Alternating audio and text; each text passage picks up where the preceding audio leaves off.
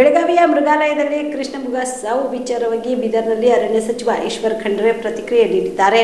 ಬೀದರ್ನಲ್ಲಿ ಇಂದು ಸುದ್ದಿಗಾರರೊಂದಿಗೆ ಮಾತನಾಡಿದ ಅವರು, ಕೃಷ್ಣ ಮೃಗಗಳ ಸಾವು ತುಂಬಾ ದುಃಖಕರ ವಿಷಯವಾಗಿದೆ. ಅವು ಬ್ಯಾಕ್ಟೀರಿಯಾದ ವೈರಸ್ಗಳಿಂದ ಸಾವನ್ನಪ್ಪಿವೆ ಎಂದು ಸ್ಪಷ್ಟವಾಗಿ ಸಾಬೀತಾಗಿದೆ ಎಂದರು. ವೈರಸ್ ಹರಡುವುದನ್ನು ತಡೆಯಲು ಅಧಿಕಾರಿಗಳು ಮತ್ತು ಸಿಬ್ಬಂದಿಗಳು ಕ್ರಮ ಕೈಗೊಂಡಿದ್ದಾರೆ. ಕೃಷ್ಣ ಮೃಗಗಳ ಸಾವಿನ ಬಗ್ಗೆ ಉನ್ನತ ಮಟ್ಟದ ತನಿಖೆಗೆ ಆದೇಶ ನೀಡಿದ್ದೇನೆ ಎಂದರು. ಇನ್ನು ಬನ್ನೇರುಘಟ್ಟದ ತಜ್ಞರು ಬೆಳಗಾವಿ ಮೃಗಾಲಯದಲ್ಲಿ ನಿಯೋಜಿಸಲಾಗಿದ್ದ ಅಗತ್ಯವಿರುವ ಎಲ್ಲ ಚಿಕಿತ್ಸಾ ಕ್ರಮಗಳನ್ನು ತೆಗೆದುಕೊಳ್ಳಲಾಗಿದೆ. ಈ ವೈರಸ್ ವೇಗವಾಗಿ ಹರಡಲು ಕಾರಣವೇನೆಂದು ಕಂಡುಹಿಡಿಯಲು ತನಿಖೆ ನಡೆಯುತ್ತಿದೆ. ಇದು ಮತ್ತೆ ಸಂಭವಿಸದಂತೆ ನೋಡಿಕೊಳ್ಳಲು ನಾನು ಸೂಚನೆ ನೀಡಿದ್ದೇನೆ ಎಂದರು. ಅದೇನೇ ಇದ್ರೂ ನಾವು ಸರಿಪಡಿಸುತ್ತೇವೆ ಮತ್ತು ತಪ್ಪಿತಸ್ಥರ ವಿರುದ್ಧ ಕ್ರಮ ಕೈಗೊಳ್ಳುತ್ತೇವೆ. ಹುಲಿ ದಾಳಿಗಳನ್ನ ತಡೆಗಟ್ಟಲು ಅರಣ್ಯ ಇಲಾಖೆಯಿಂದ ಮುಖವಾಡುಗಳ ವಿತರಣೆ ಮಾಡಲಾಗುವುದು. ಕಾಡಿನ ಅಂಚಿನಲ್ಲಿರುವ ಜನರ ಸುರಕ್ಷತೆಗಾಗಿ ಜಾಗೃತಿ ಮೂಡಿಸಲಾಗುತ್ತಿದೆ ಎಂದರು.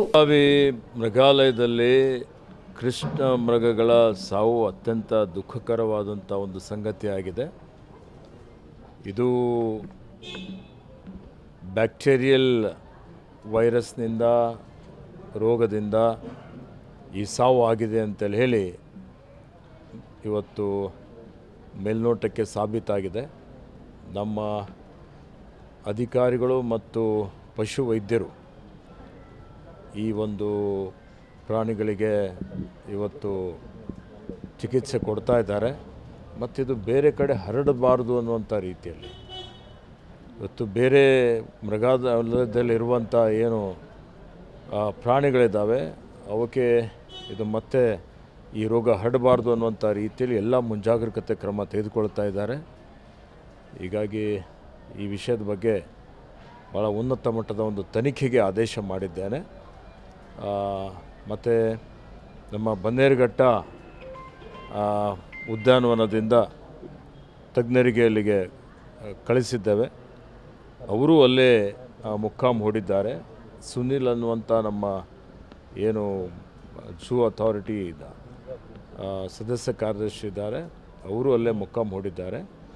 ಹಿರಿಯ ನಮ್ಮ ಅರಣ್ಯ ಇಲಾಖೆ ಅಧಿಕಾರಿಗಳ ಜೊತೆಯಲ್ಲಿ ಸಂಪರ್ಕದಲ್ಲಿದ್ದಾರೆ. ಇವತ್ತು ಇದಕ್ಕೆ ಯಾರು ಇದರ ಬಗ್ಗೆ ತಜ್ಞರಿದ್ದಾರೆ ಅವ್ರ ಜೊತೆಯಲ್ಲೂ ನಿರಂತರವಾಗಿ ಸಂಪರ್ಕ ಮಾಡ್ತಾ ಇದ್ದಾರೆ. ಅಗತ್ಯವಿರುವ ಎಲ್ಲ ರೀತಿಯ ಚಿಕಿತ್ಸೆಯನ್ನು ಕೊಟ್ಟು ಉಳಿದಿರುವಂಥ ಕೃಷ್ಣ ಮೃಗಗಳನ್ನು ಸಂರಕ್ಷಣೆ ಮಾಡುವಂಥ ಒಂದು ಸೂಚನೆಯನ್ನು ಆದೇಶವನ್ನು ಕೊಟ್ಟಿದ್ದೇವೆ. ಮತ್ತು ಯಾಕೆ ಈ ರೋಗ ಬಂತು, ಎಷ್ಟು ಫಾಸ್ಟಾಗಿ ಇದು ಸ್ಪ್ರೆಡ್ ಆಗಿದೆ, ಏನು ಕಾರಣ, ಇವೆಲ್ಲದರ ವಿಷಯದ ಬಗ್ಗೆ ಇವತ್ತು ರಿಸರ್ಚು ಆಗ್ತದೆ. ಮತ್ತು ಇದು ಮುಂದೆ ಆಗದ ರೀತಿಯಲ್ಲಿ ನೋಡಿಕೊಳ್ಳುವಂಥ ರೀತಿಯಲ್ಲಿ ಕ್ರಮಗಳನ್ನು ತೆಗೆದುಕೊಳ್ತೇವೆ. ಆನೆಗಳಿಗೂ ಕೂಡ ಇದೇ ರೀತಿಯಾಗಿತ್ತು. ಕೃಷ್ಣ ಮೃಗ ಅಂದರೆ ಪಶು ವೈದ್ಯರು ಇರಲಾರ್ದೇ ಇದು ಸಮಸ್ಯೆಗೆ ಕಾರಣ. ಪಶು ವೈದ್ಯರು ಅಲ್ಲಿ ಮೃಗಾಲಯದಲ್ಲಿ ಇದ್ದಾರೆ, ಪಶು ವೈದ್ಯರು ಇದ್ದಾರೆ. ಇಂಥ ಸಾಂಕ್ರಾಮಿಕ ರೋಗ ಈಗ ನೋಡಿ, ಉದಾಹರಣೆಗೆ ಕರೋನಾ ಬಂತು, ಯಾರಾದರೂ ಊಹೆ ಮಾಡಿದ್ದೀರಾ?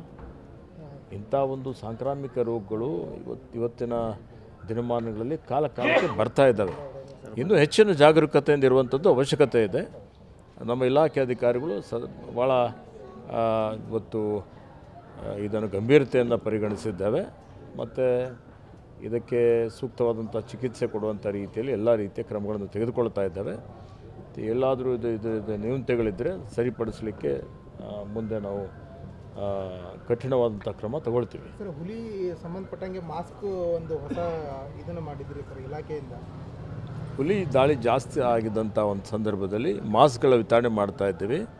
ಮತ್ತು ಅರಣ್ಯದ ಅಂಚಿನ ದಸರಾ ದೀಪಾವಳಿ ಹಬ್ಬಕ್ಕೆ ಬಟ್ಟೆಗಳು ಎಲ್ಲಿ ಖರೀದಿ ಮಾಡಬೇಕು ಅಂತ ಯೋಚನೆ ಮಾಡ್ತಾ ಇದ್ದೀರಾ? ಹಾಗಾದ್ರೆ ಚಿಂತೆ ಯಾಕೆ? ಮಿರಾ ಮೆನ್ಸ್ ಅವೆನ್ಯೂ ಬಟ್ಟೆ ಶೋರೂಮ್ನಲ್ಲಿ ಪುರುಷರಿಗಾಗಿ ಹೊಸ ಲುಕ್ನ ಬಟ್ಟೆ ಬಂದಿದೆ. ಹಬ್ಬಕ್ಕೆ ವಿಶೇಷವಾಗಿ 100ಕ್ಕೂ ಅಧಿಕ ಬಣ್ಣಗಳ ಕುರ್ತಾ ಸೇರಿದಂತೆ ಹೊಸ ಡಿಸೈನ್ ಉಳ್ಳ ಬಟ್ಟೆಗಳು ಇವೆ. ತಡ ಯಾಕೆ?